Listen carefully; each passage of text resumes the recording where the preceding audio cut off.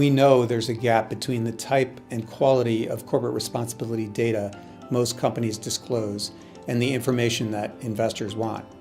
Bridging this gap is one of our top priorities at GRI because this divide stands in the way of efforts to align capital with sustainable business practices. I think for us, the biggest tipping point in this industry, really, that data quality and data maturity has to change. And I think the most important work at the moment is really engaging with corporates, regulators and exchanges to try to find a common way how they can disclose data better. Companies need to be clear about which ESG issues are most material to them, and they should also be clear about their own impacts on society and the environment. Investors need both buckets of information to make informed choices.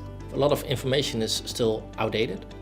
Secondly, there is a lot of attention to themes such as climate change, which is a good thing, but on other topics such as human rights, labor rights, well, there's still a lot of work to be done to get the dialogue between investors and companies going.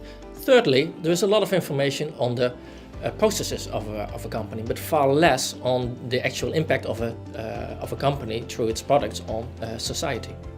For investors to better engage with ESG data, we need to see it improve in quality and for companies to show clarity in their approach.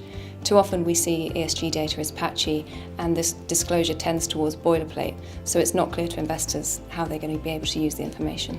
Corporate sustainability reporting needs to become more comparable, concise, consistent, and current, so that companies move from merely disclosing information about the past and towards scenario analysis and forecasting the future.